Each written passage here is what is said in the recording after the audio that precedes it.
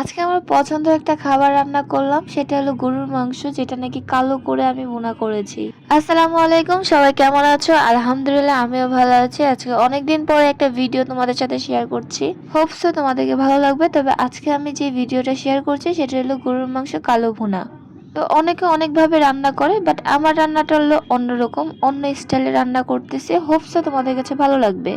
ফার্স্টে আমার পরিমাণ মতন গরুর মাংস নিলাম, তারপরে এখানে বেশি করে পেঁয়াজ এবং বেশি করে আদা রসুন দিয়ে দিলাম। মাংস রান্না করার সময় এটা সবচেয়ে বেশি মনে রাখতে হবে যে আদা রসুনের পরিমাণ একটু বেশি দিয়ে দিতে হবে।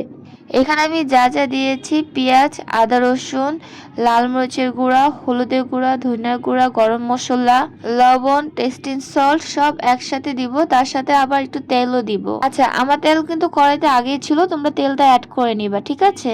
এখন সবকিছু একসাথে ভালো মতো মাখায় নিবা। যত বেশি মাখাইতে পারো তত বেশি কিন্তু রান্নাটা ভালো হবে। তো এই তো আমার প্রায় মাখানো শেষ, কারণ তোমরা এমন ভাবে মাখাইতে হবে যাতে প্রত্যেকটা মাংসের সাথে মশলা লেগে থাকে এবং দেখতেও কিন্তু দেখো ভালো লাগতেছে, আর এটা রান্না করলেও অনেক মজা লাগে। এইখানে আমার মাখানো শেষ, এখন পানি দিয়ে এটা শেষ করে দিব, তারপর চুলায় বসাই দিব। এটা বারবার করে নেড়ে দিতে হবে যাতে নিচে না লাগে, নিচে লাগলে কিন্তু আবার ভালো লাগবে না। গরু মাংস রান্না করতে হয় ধৈর্য রেখে, আর গরু মাংস রান্না করবে প্রায় আধা ঘন্টা থেকে 1 ঘন্টা সময় লাগে। আমি এটা কষেছি অনেকক্ষণ, বলতে গেলে আধা ঘন্টা 1 ঘন্টা সময় লাগবে। আচ্ছা, এখানে পরে একটু পানি দিয়ে চুলার জালটা একটু বাড়াই দিছি, কারণ চুলার জাল যদি বাড়ায় না দাও তাহলে কিন্তু পানিটা একটু শুকাবে না। চুলার জালটা আমার হাই ছিল, তারপরে একটু মিডিয়াম করে দিয়েছিলাম। মিডিয়াম করে আরো আধা ঘন্টা রেখেছি। আধা ঘন্টা রাখার পরে আমার মাংসর কালারটা এইরকম আসছে। লাস্টে পেঁয়াজ দিয়েছি, দেওয়ার পরে আরেকটু নেড়ে চেড়ে নিছি। কতক্ষণ রেখেছি, তারপরে এই তো রান্না করা শেষ, এখন হলো খাওয়ার পালা। তো এইখানে আমি আমার মতন ভাত নিয়েছি আর একটু গরুর মাংস।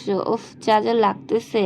এইভাবে করে কেউ যদি রান্না করো, ট্রাস্ট মি, অনেক মজা লাগবে, খেতেও কিন্তু দারুণ ছিল। এইভাবে গরুর মাংস রান্না করলে আমাদের বাসায় আর থাকে না, বেশিরভাগ সবাই খেয়ে ফেলে, কারণ আমার হাতে যে গরুর মাংসের রান্নাটা, এটা আমার বাসায় সবাই পছন্দ করে। স্পেশালি আমার বাবা পছন্দ করে, আমার বাবার জন্য বেশিরভাগ আমি এটা রান্না করি নিজের হাতে। শুধু বাবা না, সবাই পছন্দ করে আমার হাতে এইভাবে গরুর মাংস রান্না করা হলে।